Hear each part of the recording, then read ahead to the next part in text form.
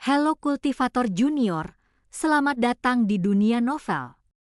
Bab 6348, Sang Dewi Bangkit. Wanita ini adalah ibu Dewi klan Dewa. Pada hari itu, ketika Chu Feng bertarung melawan klan Dewa, dialah yang membangunkan hantu besar saat klan Dewa sedang dalam bahaya. Tetapi itu hanya bayangan. Apa yang ada di sini adalah esensinya. Meskipun dia menampilkan kekuatan luar biasa dalam pertempuran hari itu, dia dibunuh oleh Chu Feng dengan pedang Asura, dan bahkan tubuhnya terluka. Noda darah di sudut mulutnya berasal dari sini. Ini tanpa hidup? Apakah mereka para penyintas dari zaman kuno? Melihat sang dewi berbaring di tengah aula, bahkan para dewa ini tidak berani ceroboh. Senior.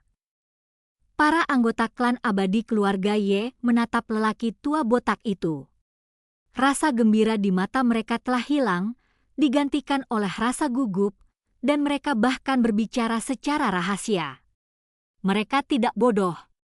Istana ini begitu luar biasa sehingga mungkin merupakan tempat harta karun yang tersembunyi di sungai surgawi tubuh ilahi seperti yang disebutkan oleh pemimpin klan. Namun di tempat seperti ini, muncullah seseorang seperti itu, seseorang yang tampak agung dan perkasa, bagaikan dewa yang tidak dapat dinodai. Tidak apa-apa kalau mereka mati, tapi kalau mereka adalah orang-orang yang selamat dari zaman kuno, akan sulit bagi mereka untuk menghadapinya. Jangan bertindak gegabah, orang ini memiliki tanda-tanda kehidupan.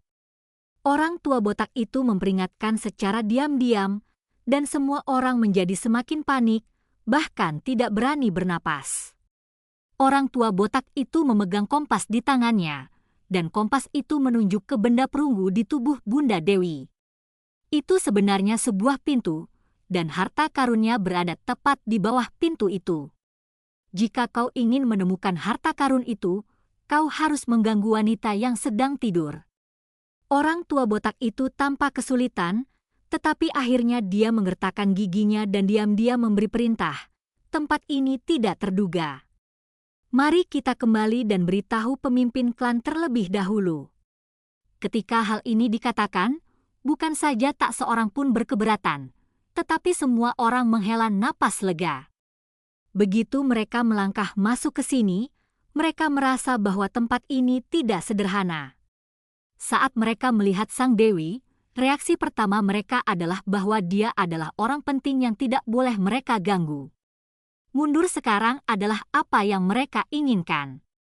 Tetapi saat mereka berbalik dan bersiap pergi, hawa dingin memenuhi seluruh aula. Mata sang dewi terbuka. Dia berdiri dengan badan tegak. Setelah menyadari sang dewi telah terbangun, lelaki tua botak itu tidak lari. Jika apa yang dikatakan sebelumnya hanya spekulasi. Pada saat ini, dia bisa merasakan kekuatan Dewi. Jika pihak lain ingin menyerang mereka, mereka tidak akan punya kesempatan untuk melarikan diri. Maka dia berbalik dan membungkuk hormat. Aku adalah Yezun, tetua klan Abadie. Saya datang ke sini untuk mencari harta karun, tetapi saya tidak pernah menyangka disinilah para senior beristirahat. Maafkan saya karena mengganggu, senior. Lelaki tua botak itu tidak berbohong atau mencari-cari alasan, tetapi mengatakan yang sebenarnya. Ia tahu bahwa lebih baik mengatakan yang sebenarnya saat menghadapi orang seperti itu. Lagi pula, bagi seniman bela diri, menjelajahi reruntuhan adalah perilaku yang sangat normal, dan kebanyakan orang dapat memahaminya. Begitu lelaki tua botak itu selesai bicara, sang dewi melambaikan lengan bajunya, dan dengan suara keras, lelaki tua botak itu berubah menjadi gumpalan kabut darah. Tanpa berkata apa-apa, dia langsung membunuhnya.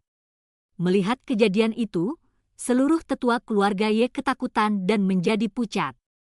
Orang tua botak itu adalah yang terkuat di antara mereka. Jadi mereka berbalik dan lari tanpa mengucapkan sepatah kata pun. Bang bang bang bang bang.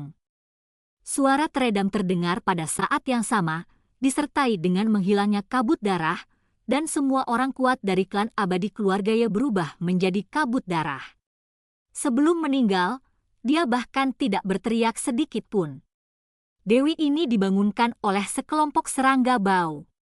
Sungguh malang. Raut wajah sang dewi tampak tidak senang, karena biasanya butuh waktu lama baginya untuk bangun. Namun jika ada yang mendekat, dia akan terpaksa bangun, dan rencananya akan hancur, jadi wajar saja dia akan marah. Namun tak lama kemudian, dia memikirkan sesuatu yang bahkan lebih menyebalkan. Ternyata dia sedang mengingat pemusnahan keturunannya dari klan dewa. Chu Feng, klan ikan laut abadi. Tidak, bukan hanya mereka saja. Dewi ini akan membuat semua orang di dunia persilatan dikuburkan bersama klan dewaku. Niat membunuhnya menyeruak, dan itu bukan main-main. Dia benar-benar siap melakukan pembantaian dan membantai semua yang ada di dunia bela diri. Jadi, dia membuat beberapa gerakan tangan, dan matanya berubah seolah-olah dia bisa melihat menembus segalanya, dan telinganya juga menjadi luar biasa sensitif. Awalnya, dia menggunakan kekuatan magis tersebut untuk mengumpulkan petunjuk tentang Chu Feng. Namun tak lama kemudian, wajahnya berubah drastis dan dia benar-benar menunduk melihat apa yang diinjaknya. Pintu itu. Dan apa yang dia lihat adalah bagian bawah pintu. Pada saat itu, dia merasa tidak percaya, jadi dia buru-buru membuka pintu dan masuk. Di bawah pintu terdapat dunia gua yang sangat besar.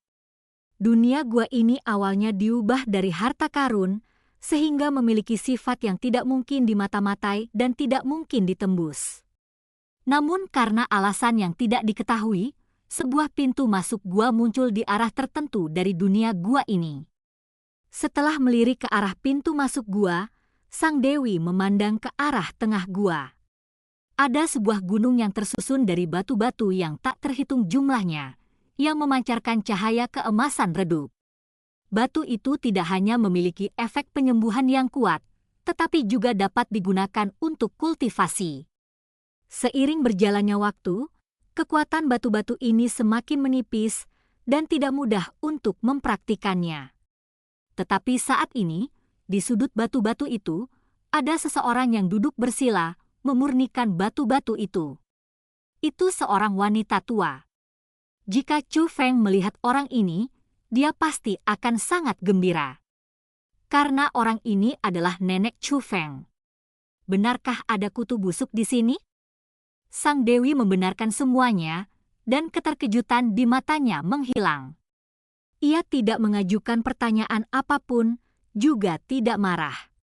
Sebaliknya, dia mengayunkan tangannya dan kekuatan yang sangat dahsyat dilepaskan dari telapak tangannya, langsung menuju ke arah nenek Chu Feng. Namun serangan ini tanpa ampun dan dimaksudkan untuk membunuh lawan. Perilakunya benar-benar seperti menampar serangga busuk sampai mati. Dia benar-benar memperlakukan seniman bela diri sebagai serangga busuk. Bum bum bum.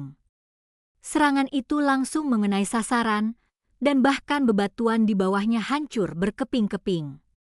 Dunia gua yang diubah oleh harta karun itu mulai berguncang.